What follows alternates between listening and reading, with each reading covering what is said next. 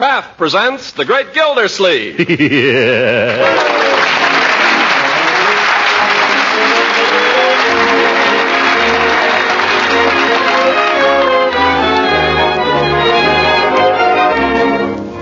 Kraft Cheese Company, who also bring you Bing Crosby every Thursday night, present each week at this time Harold Peary as The Great Gildersleeve, written by John Whedon.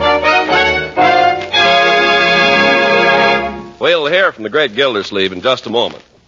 You know, these days it's pretty difficult to get the variety of foods you used to get. That's why you should make the plentiful foods you can get as appetizing as possible. Now, one easy, economical way to make foods taste better is to use delicious Parquet margarine at the table and for cooking, too. First of all, of course, Parquet margarine is a perfectly delicious spread for bread or toast or rolls. And next, Parquet margarine is a tasty seasoning for potatoes and all hot vegetables. Parquet margarine makes cookies and pastries taste better, too, because it's a real flavor shortening, not bland and tasteless as some shortenings are. And lastly, you'll find Parquet adds tempting extra flavor to pan-fried foods.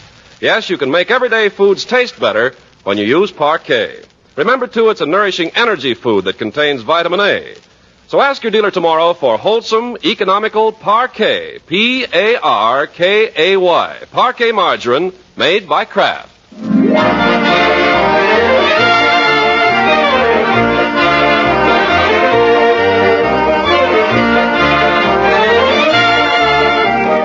Well, let's get on to the Great Gildersleeve, who's been putting in a busy Saturday morning down at the water department trying to clear his desk of all the odds and ends that have piled up there. As we join him now, we find him almost down to the blotter and feeling pretty good about it. Action, yes, action. That's the keynote today, Miss Fitz. And you have accomplished a great deal this morning, Mr. Gildersleeve. Yes, sir. Never put off till tomorrow what you can do today. I try not to. Procrastination is the thief of time. There's a letter here. Time and tide wait for no man. This woman wrote in 2 weeks ago. For want of a nail, the shoe was lost, Miss Fitch. Action, that's the thing, action. Mr. Gildersleeve, are you going to answer this woman's letter? What does she want? Action. Sure. Well, let's see the letter. She says she wrote in 2 weeks ago and never got an answer. Oh, yes, I remember this. Take an answer. Very well. Dear Madam, in reply to your recent letter regarding a Neil in your bathtub, we wish to thank you for calling this to our attention. After a thorough investigation of the matter, we wish to report that it would have been impossible for the said eel to have gained access to your tub through the faucet, as all our water is carefully filtered, and furthermore, standard plumbing fixtures are too small to accommodate an eel of the dimensions you describe. We can only suggest that the creature either crawled up the drain, in which event your attorney should get in touch with the Department of Public Works, not us. Or possibly it was placed in your tub by an enemy. While it's out of our department, we'd suggest that a stopper kept in the tub at all times should prove an effective precaution against eels in the future. Failing which, we'd advise a closer check on your friends. Very truly yours, Throckmorton P. Gildersleeve, Water Commissioner. You got that? Yes, Mr. Gildersleeve. That ought to hold her. What's next?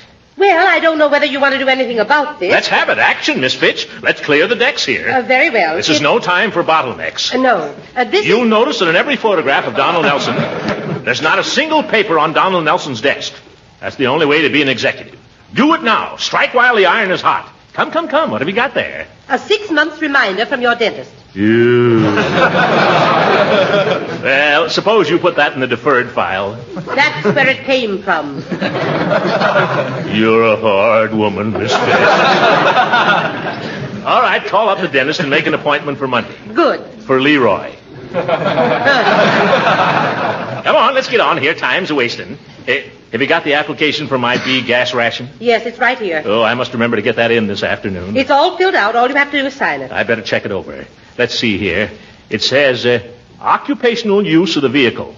If vehicle is used for driving between home and fixed place of work, in the principal occupation as stated in items 4 and 6 above, answer all questions in Part A below.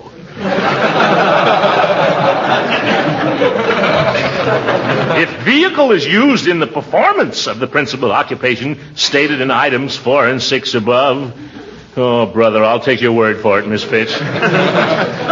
You also have to get the signatures of any person sharing the ride with you. Oh, well, Judge Hooker's my share of the rider, but he isn't speaking to me. He can darn well sign, though. I understand very few people are going to get the B rations. Oh, I'll get one all right. After all, I'm a city official. I have to do a lot of official driving. I'm entitled to one if anybody is. Yes, but have you heard who's head of the ration board now? It doesn't make any difference. Who? Judge Hooker. Judge Hooker. Oh, my goodness. Hooker will find some technicality. He'll block it if he has to stage a filibuster. Maybe I better invite the old goat to Thanksgiving dinner after all. That might soften him up a little. Yes, certainly. He couldn't accept a man's hospitality and then trick him out of his B card, could he? I don't recall that the application form covers that. No, I didn't think so. Quiet. Here comes the old sour ball now. Well, hello there, Judge. When does the bus leave, Gildersleeve? The bus leaves whenever you're ready, Judgy. I'm ready now. Be right with you. Can't keep a customer waiting, can we, Miss Fitch? I'll get my hat and coat. Mr. Gildersleeve, you're not forgetting... Oh, yes. Thank you. While you're waiting, Judge, Miss Fitch has an application blank there that requires your signature. A mere formality, you know. What's this? Just to show that I'm sharing my car with you. Oh, so you're applying for a B Ration Book, huh? Aren't we all? Give the judge a pen, Miss Fitch. Here, use mine. It's a self-filler. I think you'll like it. There, that's it. There you are. Thank you, Judge. Well, see you Monday, Miss Fitch. Oh, by the way, Horace, I meant to ask you before. I hope you'll give us the pleasure of dining with us as usual on Thursday. I thought you'd forgotten all about Thanksgiving. Not at all. Thanksgiving wouldn't be Thanksgiving without you, Horace. You know that.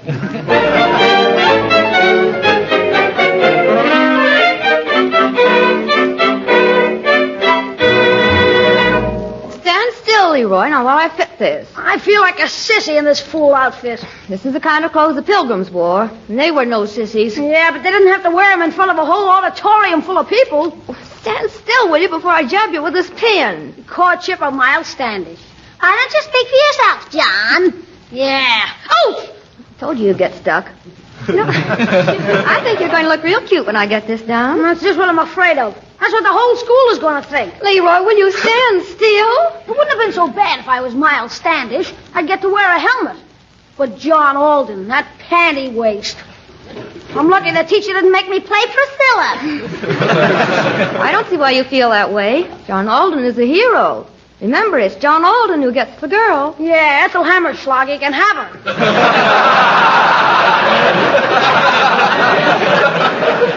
Hello, Uncle Mort. Well, hello, Marjorie. And Leroy. Hello. Well, look at our little pilgrim. Hey, Marge, can't I take this off now? No, wait till I get it pinned. You know your lines yet, young man? Some of them. Well, it's about time. You've been rehearsing that part for a month. I've been trying to get out of it for a month. That's no attitude to take. The Courtship of Miles Standish is great literature. I studied it in school myself. I remember it to this very day. This is the forest primeval, the murmuring pines and the hemlocks. That's Evangeline, Uncle Mort. Well, that's good, too. Let's hear you recite that speech you were having trouble with last night, Leroy. No, I don't want to. Come on now, I want to see if you've learned it. Some other time, Unc. No, right now. I'd like to hear it. We both would.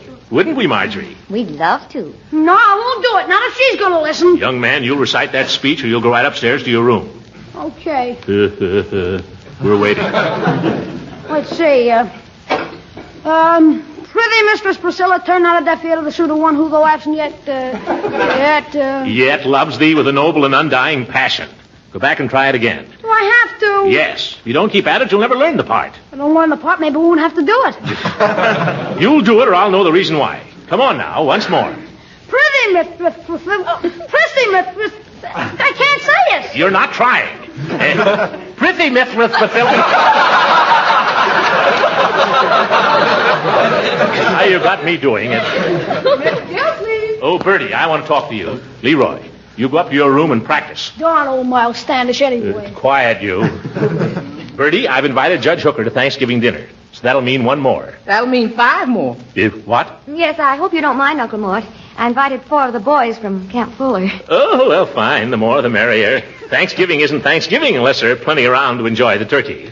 Speaking of turkey, Mr. Gildersleeve. Yes, Bertie? You wouldn't want to buy a chance on one, would you? I don't suppose. What do you mean, Bertie? Well, the ladies at my church is holding a turkey raffle. Again? All right, I'll buy a chance. How much are they? 25 cents. That's for one. One chance. There you are. There's a quarter. Thank you. Most everybody around here has bought one from me. All the neighbors. Well, you're doing fine. Of course. If you used to buy 2 chances, it stands to reason you have twice as good a chance as they have. Yeah. No getting around that, Bertie. All right, I'll take 2. Mr. Gildersleeve, you're making no mistake. Turkey's awful expensive this year. Yes, I know, Bertie. 48 cents a pound at Day One Grocery. Oh, brother. Yeah. So if even you used to buy 3 chances, you'd still be ahead. Sold, Bertie. Make it 3. Yes, sir. Let's see now. How many is it going to be for dinner? Well, there's Marjorie and Leroy and Judge Hooker and Mrs. Ransom and the 4 soldiers and you, Bertie. That makes 9. And you, that makes 12. Oh, yes, me. That's going to take a big turkey. Well, maybe we should order one right away and ask him to hold it for us. Well, let's wait and see how this raffle comes out first, Marjorie. We don't want to be stuck with 2 turkeys, you know. Of course, they've sold quite a lot of chances on it, and you've only got 3. Bertie, if you can guarantee I'll get the turkey, I'll take 5 chances. Well, I can't promise nothing, but my cousin's doing the drawing. I'll take 5. Well, that'll be $1.25. That's right. Well, here's another $1. That's quite a lot of money. Yes, it is. $1.25 will buy a lot of things. Don't I know it? You wouldn't like to take a couple more chances just to protect your investment. You get out of here, Bertie, before you ruin me. I got to get down to the ration board.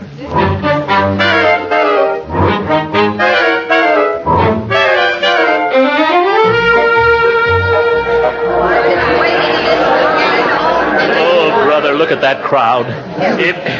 Pardon me, could somebody tell me whether this is where you get B Ration Books? No, this is where you don't get them. Yeah, wise guy.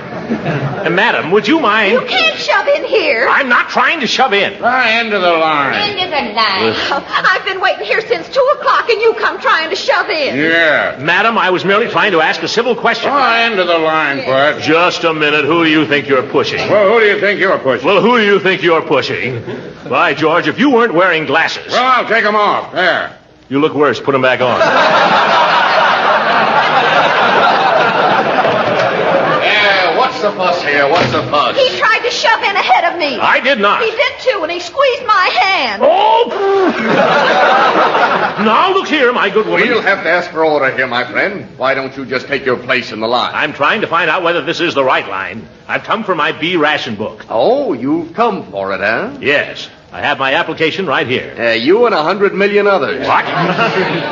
Young man, evidently you don't know who I am. I happen to be Throckmorton P. Gildersleeve, and I have to do a lot of driving. Where to? Well, out to the reservoir. To the reservoir. What for? To see if there's anything in it. Yeah? Listen, brother, if we gave a ration book to everybody who wants to drive out to the reservoir for a little necking in the moonlight...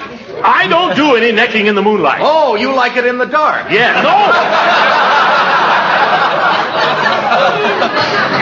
And I didn't come here to be insulted by underlings. End of the line, Bud. Yes, end of the line. Oh, shut up! What seems to be the trouble here, Gildy? Oh, Judge, I want you to tell this young whippersnapper here where he gets off. Well, now, Gildy. He has the nerve to tell me I'm not entitled to a B Ration Book. Well, he may be right, Gildy. You're only sharing the ride with one person. You can't throw those technicalities at me, Hooker. You're the share, my rider. You signed this application yourself. I know that, Gildy. As a share of the rider, I'd be delighted to see you get your ration book. But as a ration official, I couldn't possibly pass this application. My conscience wouldn't allow it. All right, Judge. As a ration official, you needn't bother to come to Thanksgiving dinner. And as a share of the rider, from now on, you can walk. End of the line. Oh, you can have your old line.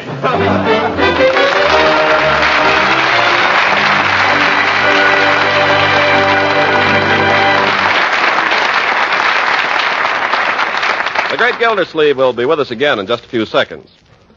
If you're troubled with a food budget that's hard to keep in line these days, just remember this. There are any number of wholesome, good-tasting, nutritious foods that can help you keep your food budget down. Now, one such food, surely, is Parquet Margarine, Kraft's delicious spread for bread, because it's good-tasting, economical, and nutritious. Parquet Margarine's flavor is something pretty special. Thousands know it as the margarine that tastes so deliciously good. And just as important, Parquet Margarine is an economical source of food elements that your family needs. Yes, wholesome, nourishing Parquet Margarine is one of the best energy foods you can serve. And year-round, every pound of Parquet contains 9,000 units of important vitamin A. Yes, it's wise to economize with Parquet margarine. It's delicious, nutritious, and thrifty. So buy Parquet margarine tomorrow. Just ask your food dealer for Parquet, Parkay. Parquet, the margarine that's made by Kraft.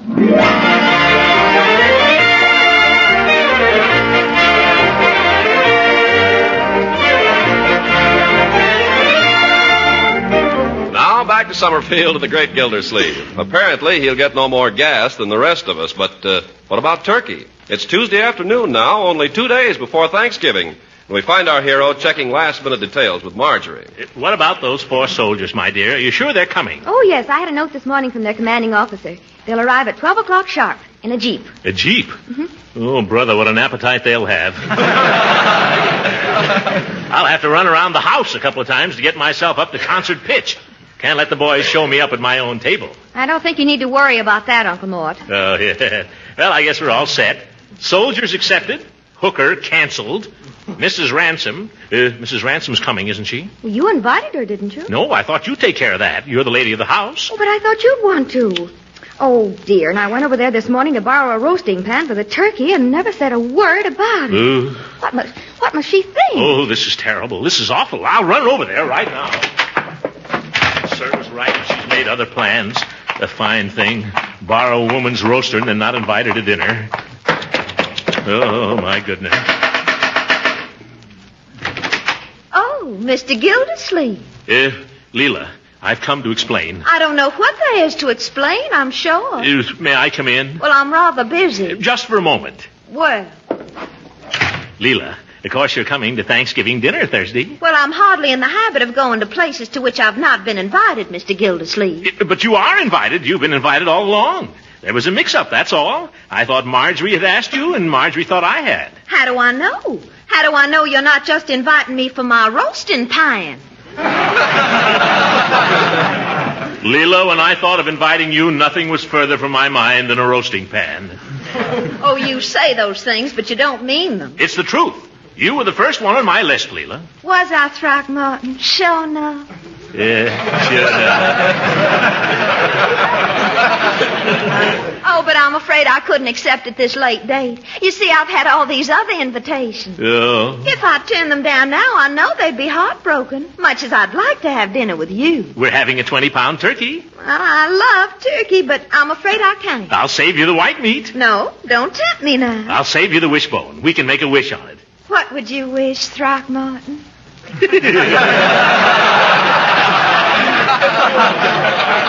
I'm not supposed to tell you. Well, I don't know that I could trust you with a wishbone. And anyway, I've promised these other people. But you've got to come, Leela. Marjorie and Leroy will be terribly disappointed if you don't. So will I. So will Bertie. So will the Army. The Army? Yes, we're having 4 young lieutenants to dinner, too. Throckmorton, why in the world didn't you say so? You mean you'll come? Will I? You're too good to me, Leela.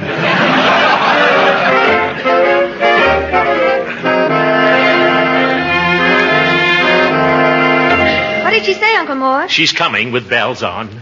I wouldn't put it past her. Huh? Uncle Mort, can I borrow your shotgun? No, Leroy, certainly not. Why? I'm supposed to bring a gun to school tomorrow. What kind of a school are they running? A reform school? No, Miles Standish has got to have a blunderbuss. A blunderbuss. Here's your pilgrim suit, Leroy. I pressed the collar, so don't mess it up. Oh, put it on, Leroy, and show Uncle Mort how nice it looks, not finished. Oh, no. Go ahead. You look real nice in it. I look like a sissy in it. You look better than you do in that Mickey Mouse sweatshirt you wear all the time. Yeah, and cleaner, too. Put on the pilgrim suit, Leroy. Oh, Your sister worked hard on it. It won't do you any harm to put it on once. Go ahead. Okay. I'd like to meet that guy Longfellow. Yeah. Well, Bertie, you think we're going to have enough turkey for all these people Thursday? I don't know, Mr. Gildersleeve. Let's see now. We've got 4 soldiers, and the 4 of us here, and Mrs. Ransom. What about Judge Hooker? Judge Hooker is an ungrateful old goat.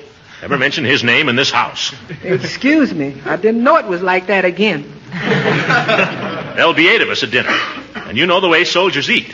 You think we ought to figure on 2 turkeys? I don't know, Mr. Gildersleeve. I don't know what we ought to do. What's the matter, Bertie? You seem to be sort of dragging today. I don't know.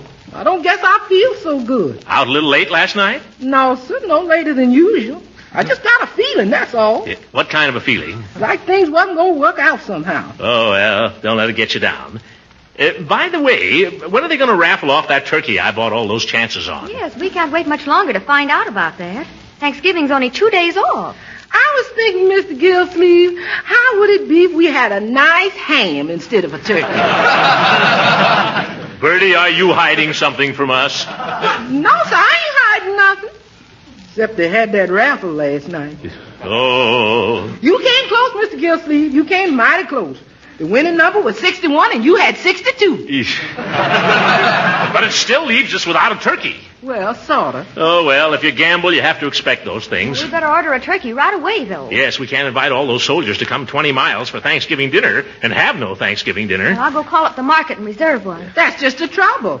What do you mean? I called up the market, and all the turkeys is reserved. You mean they won't sell us one? Butcher says there ain't a turkey left in Summerfield. I don't know what's the matter. Last week, no pot roast. This week, no turkey. We've got to have a turkey. We've invited all these soldiers. We've invited Mrs. Ransom. We've got to find one. But where? Don't ask me. All right, Unc. How do you like it? Like what? The pilgrim suit. Oh, forget the pilgrim suit. We just lost our turkey. No turkey? No turkey. How do you like that?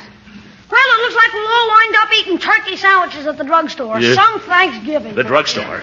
Maybe Peavy's got a turkey. Hold everything, kids. I'll be right back. I'm going to the drugstore.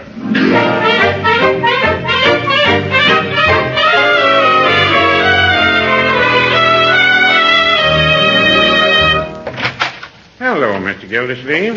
Peavy. Peavy, you've got to help me out. Well, I'm always glad to do customer service. Good. Have you got a turkey? What was that again? Have you got a turkey? A turkey? Well, now, I've had people come in here and ask for some strange things, but this is the first time I've ever had a request for a turkey. But never mind that. Have you got one? No, Mr. Gildersleeve. Turkeys are one thing that I don't carry. I'm sorry. Have you tried the meat market? Of course I've tried the meat market. Why do you think I came in here? I wondered. Now, just a minute, Peavy. You serve turkey sandwiches at your soda fountain, don't you? Yes, we do serve a turkey sandwich. You can't make a turkey sandwich without a turkey, can you? Well, now, I wouldn't say that.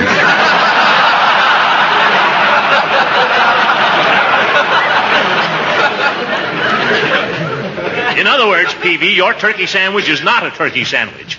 Well, turkey sandwich has become a sort of a trade expression, although we serve it with genuine cranberry jelly on the side. But suppose you don't care for cranberry jelly. And then you just ask for the regular chicken sandwich. Yes, Peavy, I'm surprised at you. I don't know how you can sleep nights. Well, I did used to have a little trouble, but I just take a cup of hot cocoa before going to bed now, and I find that sets me right. So does Mrs. Peavy. Well, this isn't finding a turkey. I got to get going. Goodbye. Goodbye, Mr. Gildersleeve. Have a nice Thanksgiving. Same to you. Don't drink too much cocoa, and don't let Mrs. Peavy.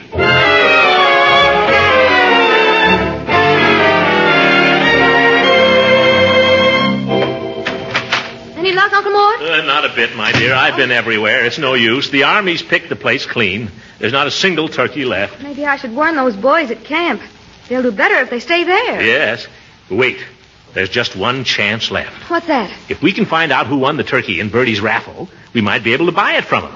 Bertie! Yes, Mr. Gildersleeve? Would you mind coming in here? Yes, sir? Bertie, do you know who won that turkey in your raffle? No, sir. Do you think you could find out? Well, sir, I might be able to, and then again I might not. What do you mean by that? Well, if I was to find out who won, you might not like it. Come clean, Bertie. What bush are you beating about now? Do you know who won the turkey? Yes. Well, why didn't you say so? Who is it? Well, you said never to mention Judge Hooker's name. Oh! I told you you wasn't going to like it. Well, there goes our only chance. Uncle Mort, don't you think Judge Hooker would be willing to let you have it? After what I told him down at the ration board? No, my dear, I really gave him a piece of my mind there. What if you took it all back and invited him to dinner again? When he's got the turkey, he'd just laugh at me. Wait a minute. Bertie. Yeah? Does Judge Hooker know yet that he's won the turkey? No, sir. I'm supposed to deliver it to him this evening.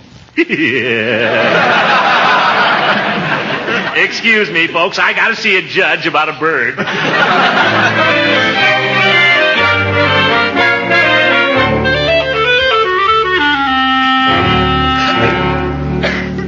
Horace, I've come to ask your forgiveness. You come to the wrong place, Gildersleeve. That's a cruel attitude, Judge, but I don't blame you for taking it. You behave like a boor, Gildersleeve. You're right, a big boor. In front of a whole lot of people, too. Yeah. I could kick myself when I think of it.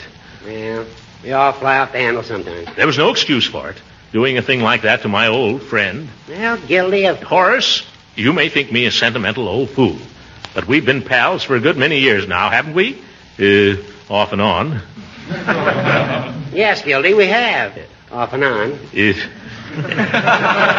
And we've always had Thanksgiving dinner together, haven't we? Yeah, I guess that's right. Well, I want you to have it with us again this year. You really mean that? Horace, I've said it before, and I mean it now more than ever. If you don't come to Thanksgiving dinner, it just won't be Thanksgiving dinner. Well, then, I'll certainly be delighted to come. Good. Don't forget now. I won't. We'll be counting on you. I'll be there. What time would you like to have me come? Oh, come early, Judge. Come about 9 o'clock in the morning. 9 o'clock? Yeah. And when you come, would you mind bringing that turkey you won in the raffle, Judge?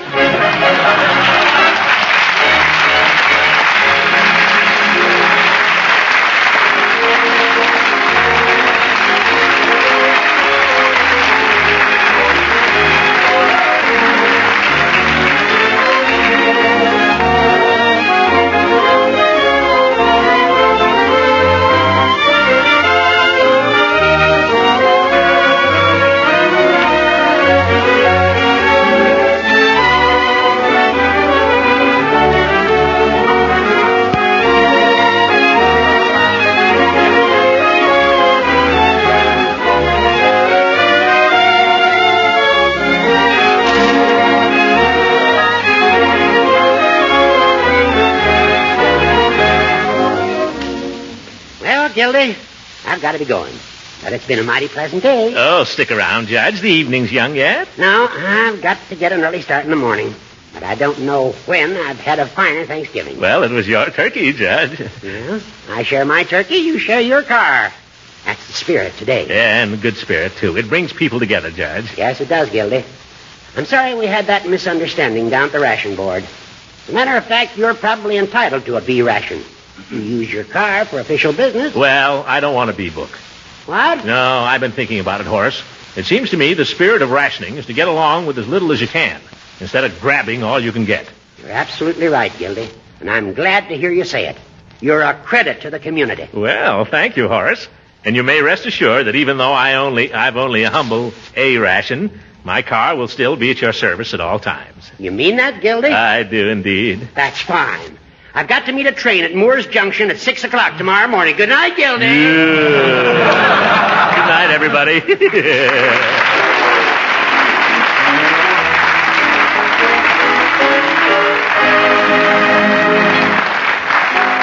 music heard on this program was composed and conducted by Billy Mills. This is Ken Carpenter speaking for the Kraft Cheese Company and inviting you to tune in again next week for the further adventures of the Great Gildersleeve.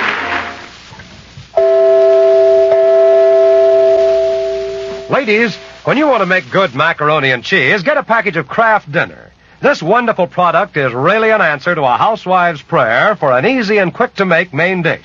It takes only 7 minutes cooking time to fix delicious macaroni and cheese with Kraft Dinner. Put the macaroni that's in the package into boiling water and cook rapidly for 7 minutes. In just that short time, you have fluffy, tender macaroni all ready for the cheese goodness. So you take the package of Kraft Grated, which comes with Kraft Dinner, and sprinkle it on the macaroni, stirring the delicious cheese flavor through and through. That's all there is to it. Your macaroni and cheese is ready to be served. And once you've prepared it this way, you'll never want to go back to the old-fashioned way of baking it. Not when Kraft Dinner gives you such tempting macaroni and cheese in just 7 minutes. Why not try it tomorrow? Just ask your dealer for a package of Kraft Dinner. It's so convenient, so economical, and so good. This program reached you from Hollywood. This is the National Broadcasting Company.